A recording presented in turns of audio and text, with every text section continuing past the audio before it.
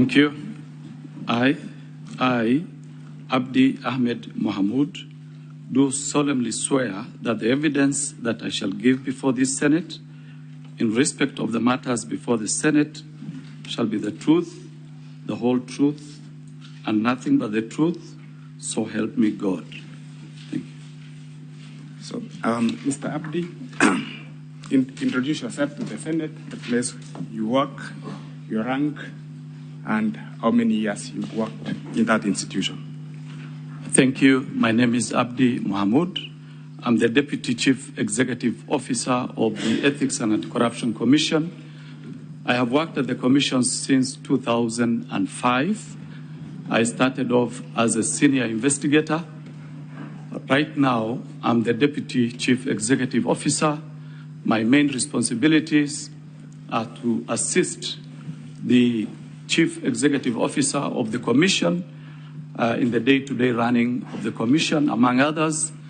Another key role and responsibility that I hold at the Commission is that I chair the Commission Management Committee on Investigation Evaluation.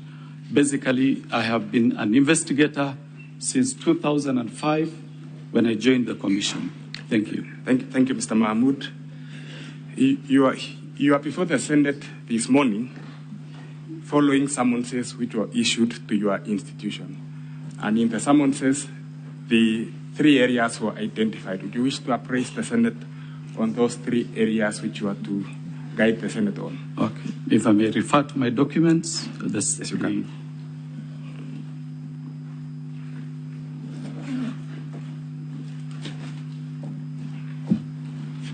Thank you. So there are 3 areas that I was requested to comment on.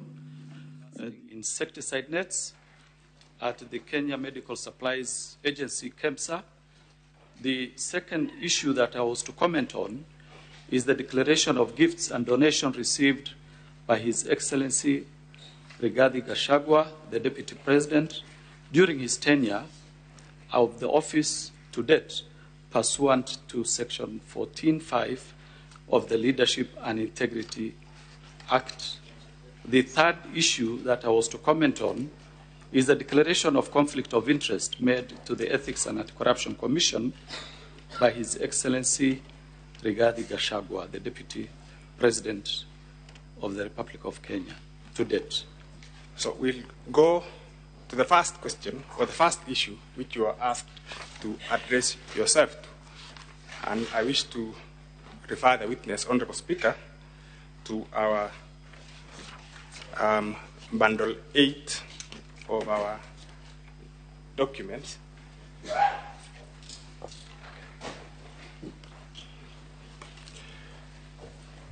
Can you identify the document at page 3 of that document? Yes, I can identify. This is a letter that we did to the Clerk of the National Assembly on 23rd September 2024. It was responding to a letter that we received from the National Assembly requesting us to furnish the National Assembly with information on the investigation that we conducted on the long-lasting insecticide nets and to indicate in our responses any outcome or status of the investigation that we did conduct. So your letter in that volume relates to procurement of certain items at KEMSA. Am I correct? You are correct. You have appraised the Senate, the National Assembly in that letter. Would you appraise the Senate on its contents?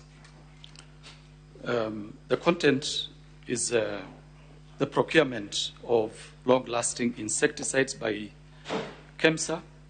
This was in the year 2023, and the Commission, in its functions, either it conducts investigation on its own motion or at the instigation of other parties. For this particular investigation, we did receive a letter from the CS, who was then in charge of the Ministry of Health, indicating that there were certain irregularities in a procurement of insecticide nets by the KEMSA, and the CS then wanted us to conduct investigation and find out whether certain procurement irregularities did take place. And from that, we actually did carry out investigation, and the outcome of the investigation so far is already reflected in the letter that we have provided. And what was the outcome of the investigations, Mr. Mahamud? There were serious procurement challenges that affected that particular tender.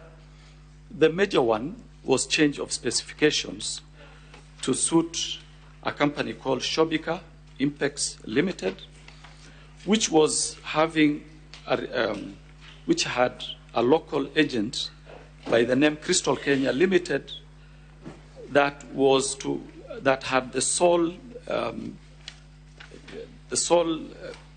responsibility, or rather the sole function, to provide certain mosquitoes that had certain chemicals.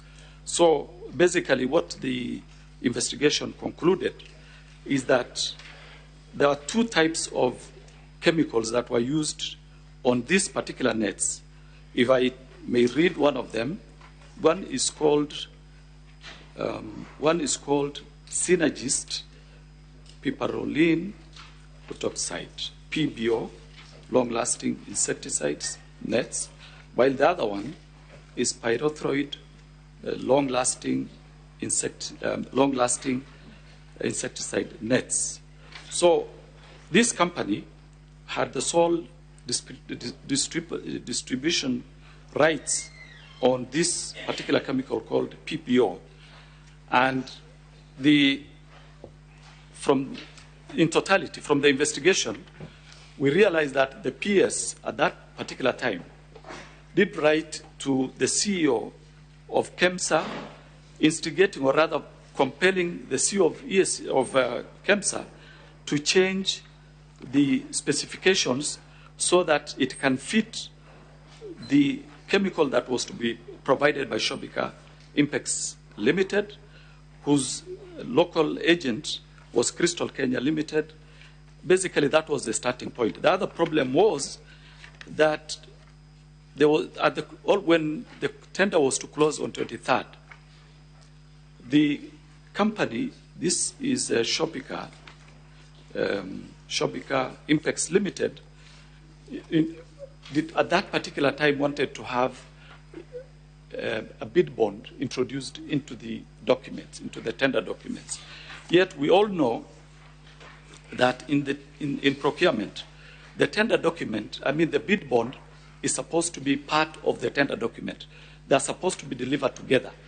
But in this circumstance, the bid bond was delivered by hand to the CEO's office on 23rd when the tender was supposed to close.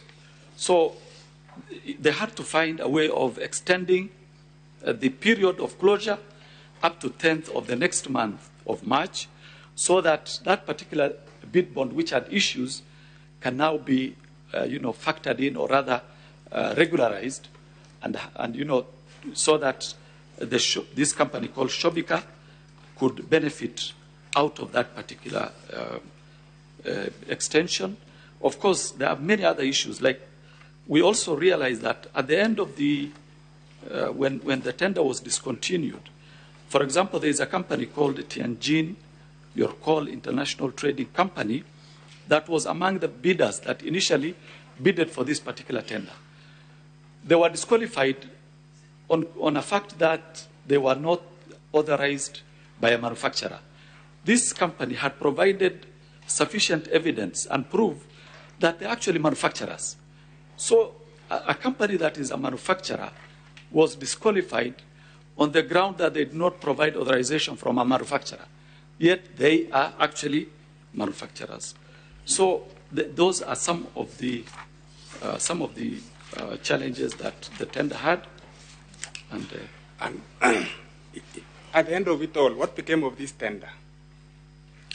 At the end of what happened is, after the technical committee of KEMSA did recommend Shopika to be awarded the tender, because this tender was actually was being financed by Global Fund. So the agreement was, after the tender evaluation committee's report is done, that report is to be handed over to Global Fund, the financiers. So when that report was surrendered or handed over to the Global Fund realized... You said the evaluation committee of KEMSA yes, made a recommendation that Shopika be awarded. That was the finding. That was the finding of KEMSA. That was the recommendation by the technical committee. What happened next? What happened is Global Fund decided to terminate the tender and asked an internal firm, or rather an internal organization called Wombo.org, which is the procuring arm of Global Fund, to do the procurement.